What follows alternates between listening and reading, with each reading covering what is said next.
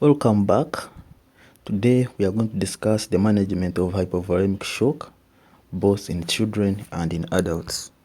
Our learning outline will begin with the definition of hypovolemic shock and other key terms, clinical findings in hypovolemic shock, associations, causes and triggers of hypovolemic shock, other relevant history, classification of hypovolemic shock in adults, differential diagnosis of hypovolemic shock, and then treatment of hypovolemic shock in adults.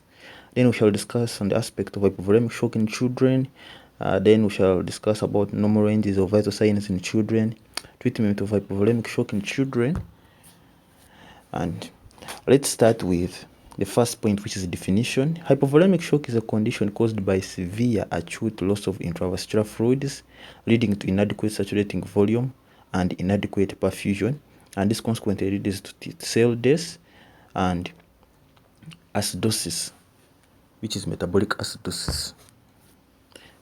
This is secondary to anaerobic metabolism due to inadequate perfusion of the target cells with oxygen, secondary to depleted saturating volumes. Clinical findings in hypovolemia include tachycardia, tachypnea, thin or absent pulse, cold extremities, slow capillary refill, low blood pressure, mental agitation, and the patient may also hypovolemia may be associated with loss of blood due to internal or external hemorrhage. It can also be secondary in trauma, postpartum hemorrhage, splenic rupture. All these can cause severe loss of blood and resulting in hypovolemic shock. Hypovolemic shock can also be associated or caused by acute loss of fluids, for example in burns, gastroenteritis, peritonitis, excessive vomiting. All those can cause hypovolemic shock. It is important in assessment of a patient with hypovolemic shock to assess in detail the history of trauma, what happened, the mechanism, and then you can also assess for if the patient has had any penetrating or blunt injuries or history of retained products of conception, that is in cases of hemorrhage and in incomplete abortion. And more so, you could also ask about postpartum if a patient is having history of retained placenta. All those can cause severe bleeding and can result in hypovolemia. In adults, hypovolemia is classified from class 1 up to class 4.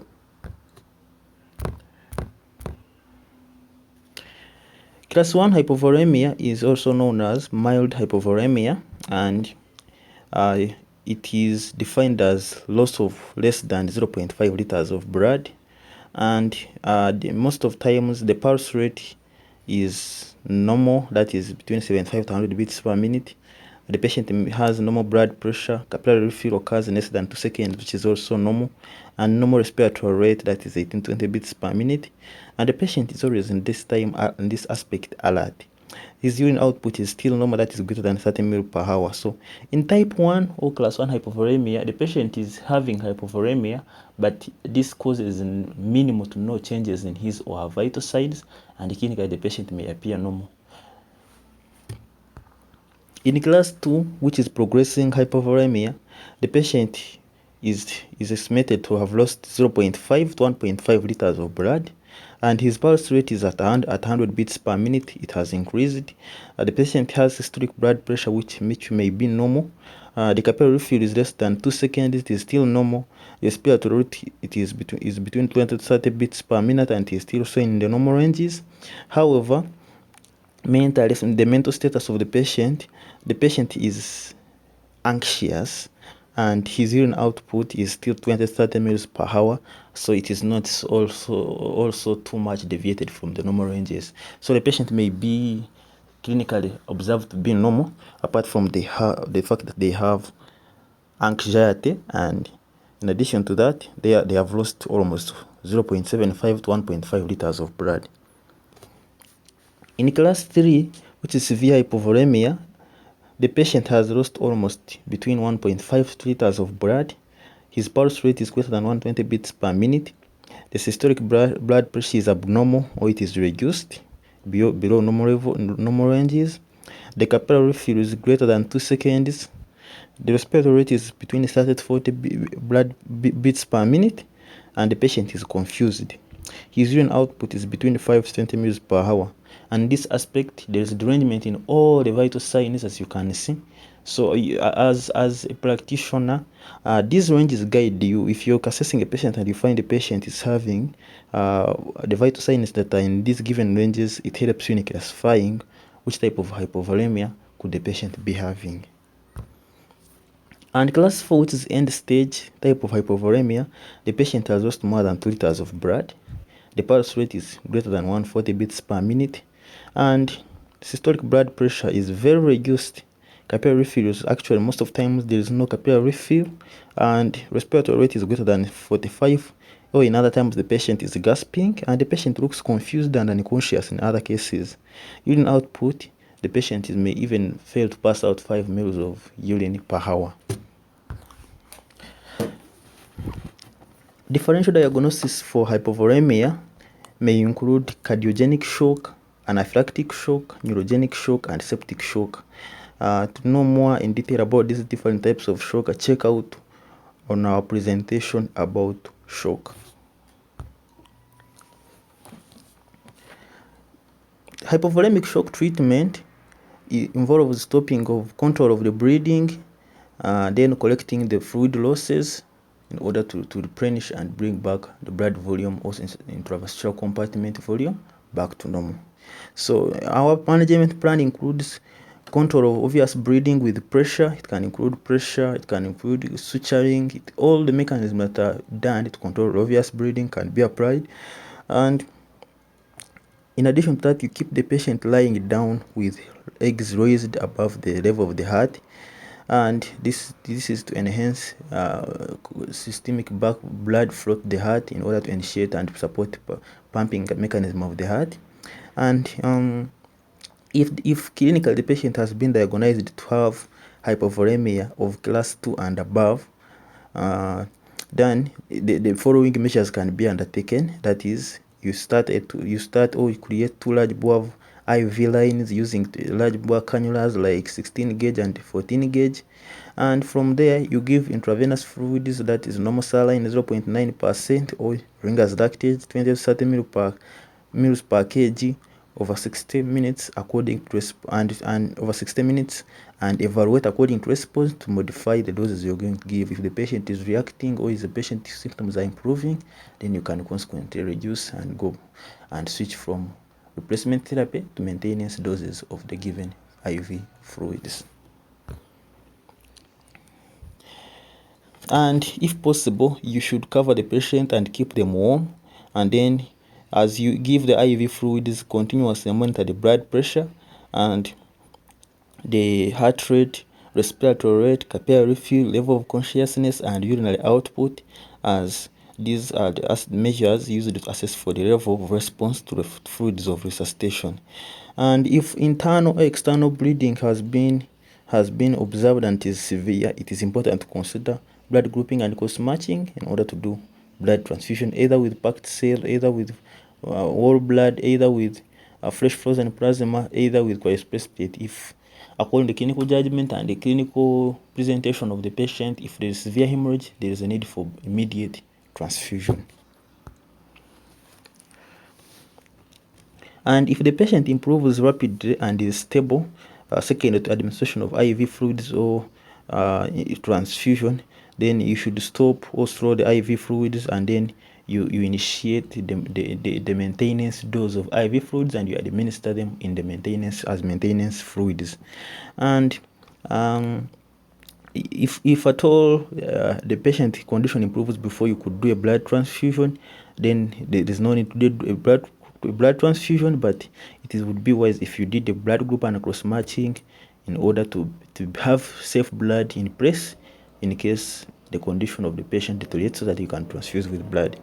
Regular assessment should be done, and continuous assessment of the patient's vital should be done, and detailed examination and definitive treatment according to the cause should be done. That is head story examination, that is in secondary surveillance surgical patients and emergency cases, should be done in order to treat the underlying cause of the bleeding and hypovolemia. Now, as we had discussed in the previous slide, we said that when a patient is being given replacement fluids and they respond and their condition improve, you switch from giving replacement fluid doses and you give the same IV fluids, but now you give them in maintenance doses. And here is the formula that we use clinically to give and to know the amount of IV fluids to give for maintenance doses. You first measure the body weight of the patient. After measuring the body weight of the patient, you calculate the maintenance fluid doses to give as highlighted in this presentation. For example, if the patient is a 40 kilogram man, for the first 10 kilograms, that is 10 kilograms, you get those 10 kilograms and you multiply by 100. That is, I eat 100 ml per kg. And then for the next 10 kilograms, that is between 10 kilograms and 20 kilograms, you multiply by 50 mils. So you would give if a person is having, for example, in our case, if a person is having 40 kilograms, we would get 10 times 100, giving us 1,000 mils. Then we add other 10 times 50, giving 500 mils. That is 1,500 mils already. And then from there, for the remaining kilograms, 40 minus 20, that is 20 kilograms. You'll get 20 kilograms times 20, meaning giving us 400 mils, meaning that in the course of 24 hours, we would give 1,000 plus 500 plus 400, making it 1,900 mils, which is 1.9 liters per 24 hours. So that would be the fluid administration would give the patient in the total of 24 hours as maintenance fluids. And if you want to know the amount of fluids to give per hour, you just divide by the 24 hours. I hope this formula, if you follow it up well, it helps you in determining how much volumes are you going to give the patient as maintenance fluids to support the normal metabolism of the body. Now, in continuation with management, if your patient improves and then but the rate of improvement is not promising, the patient is improving transiently, or in case the patient is improving but the bleeding is continuing, the bleeding is not stopping, then it is that you increase or you continue with rapid administration of fluids and you initiate blood transfusion as soon as you can. And in addition to that, you do regular assessment and you do detailed examination and early surgery after you have determined the exact cause of the bleeding from your history taking and examination. And if the patient does not improve at all, you've given your replacement fluids, but the patient has failed to improve, you would continue with vigorous fluid administration. But the most important thing is that urgent blood transfusion is necessary and should be done as soon as possible, and the patient should be transferred to theater to immediately diagnose and treat the underlying cause of the bleeding and hypovolemia. In children, recognizing hypovolemia is more difficult than in adults. This is because the vital signs in children may change slightly even when the hypovolemia has progressed from class 1 to class 2. And even in a child may be having normal vitals and there's no big change in the vital signs, yet the patient is actually progressing to class 3 or even class 4 severe forms of hypovolemia, yet the vital signs are still not significantly deranged. And the tachycardia is often the first response to hypovolemia, but you should be wise while assessing a child who's having tachycardia and you think it is hypovolemia. A child could also have tachycardia secondary to pain or secondary to fear. So that's why it's hard to rely on tachycardia to know this. Yeah, the patient is having tachycardia, or since the child is having tachycardia, here then I'm suspecting hypovolemia. A child may be fearing, child may be in pain, and all these could cause a sympathetic inflow, and then the child is having tachycardia, and then you end up not being sure of the exact cause of tachycardia. So that's why it is not so reliable to based on tachycardia alone to diagnose hypovolemia. In children, class 1 hypovolemia is still classified from class 1 up to class 4. In class 1, which is mild hypovolemia, the total percentage of blood loss is 15% of the total blood volume, and the pulse rate is always normal in this case. Systolic blood pressure is normal, capillary fill is normal, respiratory rate is normal, mental status the child looks normal, and the urine output is less than 1 ml per kg per hour. In class 2, which is progressing hypovolemia, the blood loss is approximated to be 15-25% of the total blood volume. Pulse rate is greater than 150 beats per minute. Systolic blood pressure looks to be normal. Capillary fill is greater than 2 seconds. Respiratory rate is normal or it may be increased, and the mental status the child may be irritable, and the urine output is less than 1 ml per kg per hour. In class 3, the blood loss is approximated to be 25-40% of the total blood loss, total blood volume. The pulse rate is 150 beats per minute. Systolic blood pressure is reduced. Capillary fill is greater than 2 seconds. The child looks lethargic, and the urine output is less than 1 ml per kg per hour. And in class 4, which is end-stage hypovolemia, there is greater than 40% blood loss of the total blood volume, and pulse rate is greater than 150 beats per minute. The systolic blood pressure may be absent. The BP machines may not even detect it. Capillary fill may be absent. Respiratory rate may be increased, or the patient may be sighing slowly. And the mental status, the patient may be comatose, and the urine output is still less than 1 ml per kg per hour.